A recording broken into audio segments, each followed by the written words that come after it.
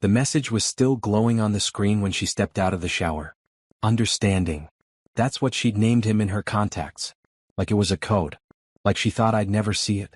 2 weeks away. Our nights together. I adore you. My hands went cold.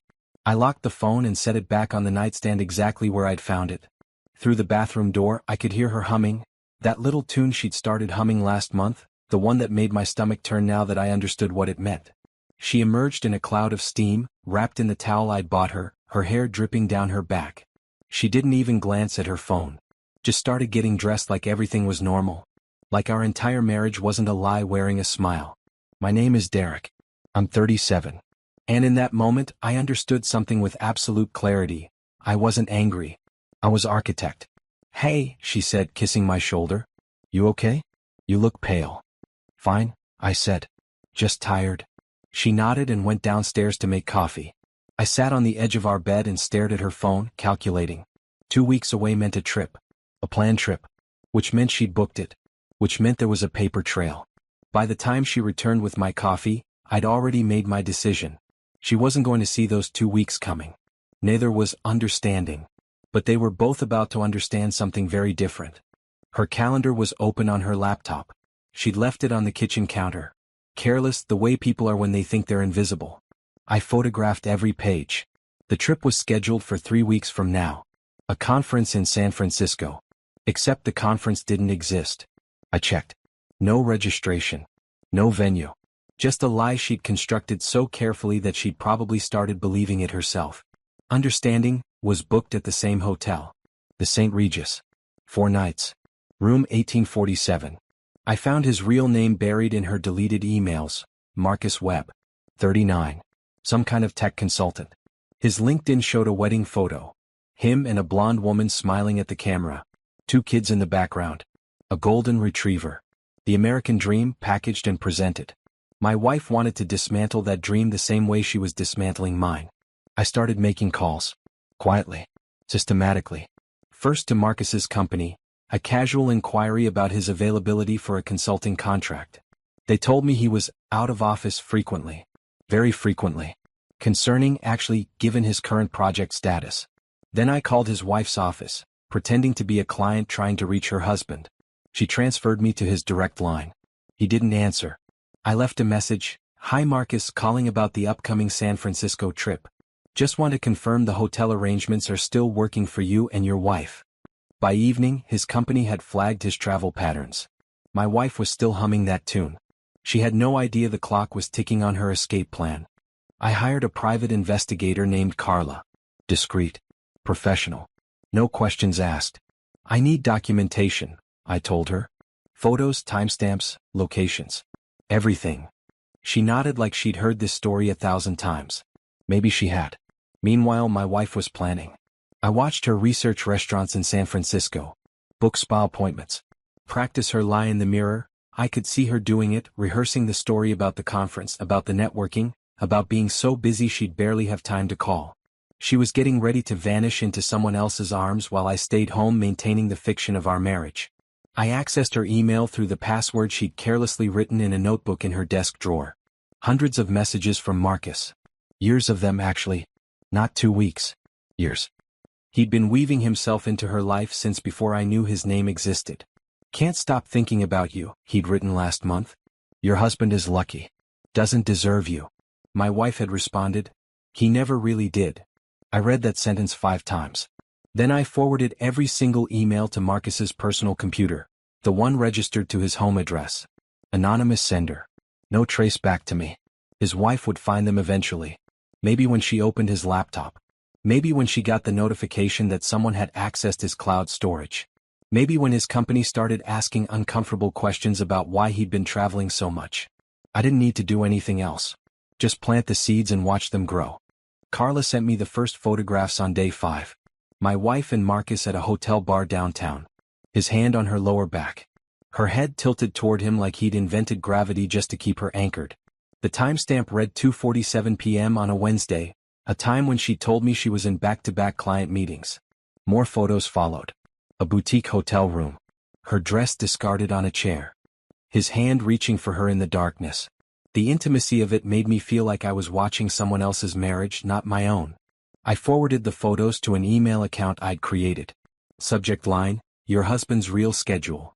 Marcus's wife would receive it in exactly 3 weeks, the day before they were supposed to leave for San Francisco. My wife came home that evening smelling like his cologne. She kissed me hello and asked about my day. I told her it was fine. We ate dinner. We watched television.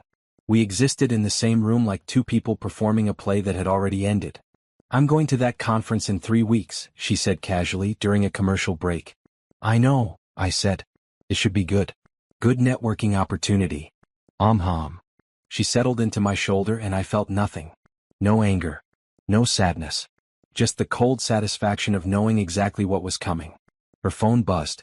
A message from Marcus, counting the days. She smiled at the screen. I smiled at my own reflection in the dark television. The trap was set. All I had to do was wait. Marcus's wife called his office on day 18. I know because Carla sent me a report.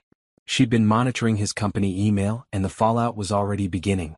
HR had flagged unusual travel patterns. His projects were being reassigned. Questions were being asked. He was panicking. My wife didn't know yet. She was still humming that tune, still planning outfits, still living in the bubble of her own deception. But the bubble was about to pop in ways she couldn't imagine. I hired a lawyer. Quietly. We discussed asset protection, documentation, custody considerations. All the framework for what was coming. He asked me if I wanted to try counseling first. No, I said. I want her to understand that actions have consequences. On day 21, Marcus's wife accessed his cloud storage and found every email, every photo, every promise he'd made to my wife about their future together. She screenshotted everything and sent it to his company, his family, and, most importantly, to the woman who'd promised to love him forever. Marcus's wife also sent copies to my email address.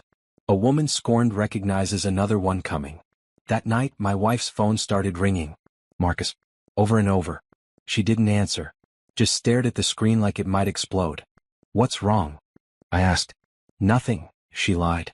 Just work stuff. But her hands were shaking. By midnight she knew. His wife had made sure of it. The emails forwarded to her personal account. The photos attached. The message simple and devastating. He's all yours. But you should know he has a wife. And 2 children. My wife went to the bathroom and locked the door. I heard her crying through the walls. And I felt absolutely nothing. She didn't go to San Francisco. She called the conference organizers and canceled. Told them she had a family emergency. They probably assumed someone had died. In a way, someone had the version of her marriage that had existed in her mind. Marcus stopped responding to her calls by day 3. His wife had made sure of that. She'd contacted his company, his family, his church. She'd systematized his destruction with the precision of someone who'd been planning it in her head for years, waiting for proof. My wife sat in our living room and stared at nothing. We need to talk, she finally said on day 5. Okay, I said. I made a mistake. A terrible mistake. I want to fix this. I want to fix us.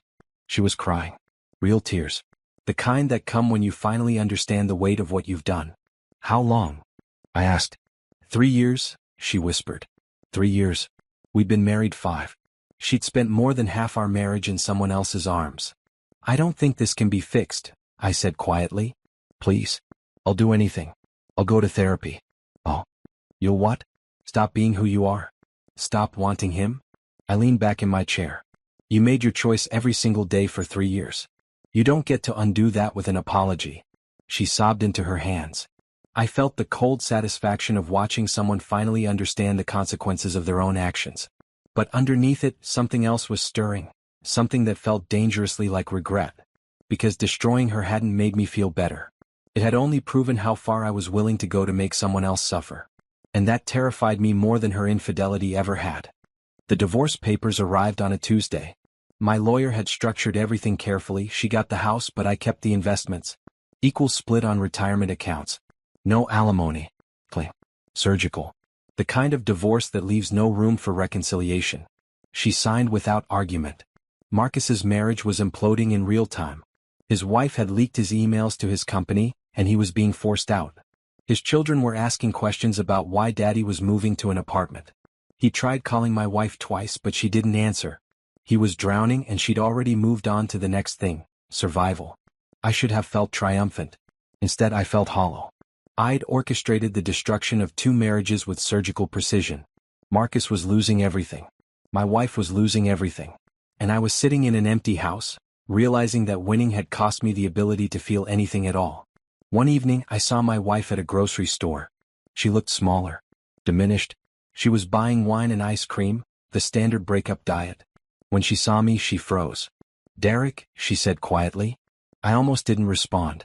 But something in me, some remnant of the man I'd been before, made me nod. "I deserve this," she said. "I know that now. I deserved worse, actually." "Yes," I agreed. "You did." She nodded and walked away. And I realized in that moment that destroying her hadn't healed me. It had only shown me how broken I'd become, a man willing to dismantle lives to avoid facing his own pain. The irony was exquisite, and I was finally starting to understand it. 6 months later, I sat in a therapist's office and told her everything. The phone, the emails, the photos, the careful, systematic destruction of 2 people's lives. She listened without judgment, and when I finished, she asked a question that broke something open in me. "What were you hoping would happen?" I didn't have an answer. My wife had rebuilt her life in a small apartment across town. She was working at a nonprofit helping people navigate divorce. The irony wasn't lost on me. She transformed her betrayal into something purposeful. She was healing by helping others heal.